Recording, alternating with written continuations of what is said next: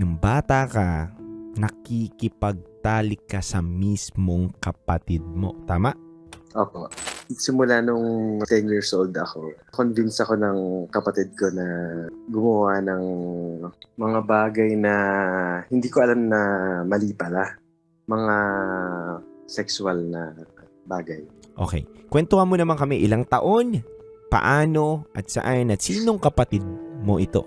Bale, nag-umpisa ng, 10 years old ako. Nangyari kasing nakasanayan namin na sabay naliligo. Simula nung maliit pa kami. Mhm.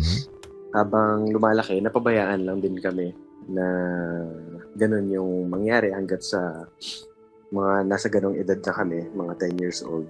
And na-convince ako na gawin yung mga ganong bagay.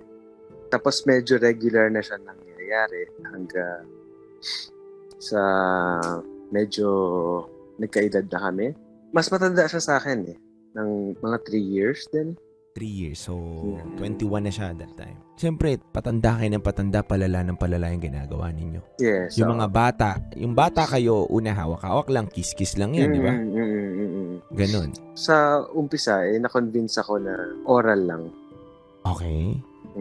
Tapos, nung medyo, hindi ko alam kung parang nagsawa na siya or parang nag-evolve na yung gusto niya. Yung fantasy niya. Parang, kinonvince niya na ako na subukan yung next step, which is yung, Papasok na sa butas. Oo.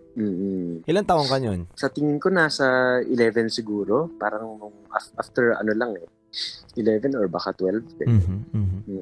And kaya siya mahirap para sa akin kasi siguro nag-agree lang ako na kumbaga subukan, pero nung parang medyo pinwerasan na ako, wala na akong nagawa.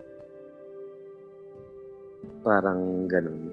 Kasi ang nangyari parang napakasakit kasi nung nangyari. Na ibig sabihin parang physically, ganyan. Parang talagang tatatak talaga sa'yo yung experience, parang ganun. Napakatibay mong tao. Salamat po. And saludo kami sa'yo, Richard. Kasi yung para maabuso ng 10 taong gulang hanggang 18 taong gulang na wala kang masabihan, di ba? Hindi mo masabi yung nangyayari. Tama po. Kasi po yung mga pinagsasabihan ko rin dati, medyo nasa circle din ng family or ng kapatid ko. So parang medyo tahimik lang din sila.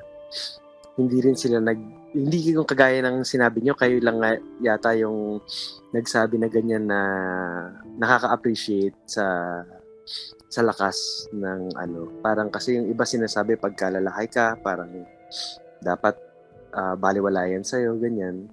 Hindi.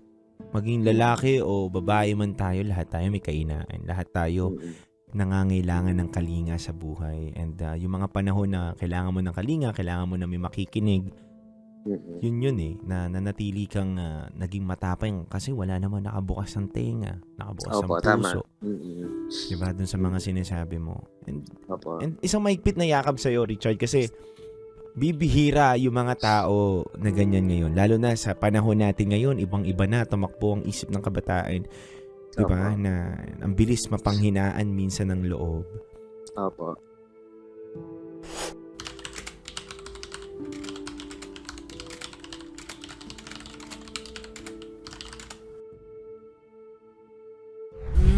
Sarap manood ng radyo, no? Ginawa mo na talagang bisyo ang panonood sa amin, no? Umabot ka na rito eh. Huy! Kaya kung gusto mong tuloy-tuloy pa ang tawanan, Iyakan at kiligan, aba, i-like mo na ang video na ito. At mag-comment ka na rin sa Bisyo Hit mo na rin ang notification bell. para updated ka sa mga kaganapan namin dito sa Love Radio. kailangan pa bang i-memorize yan?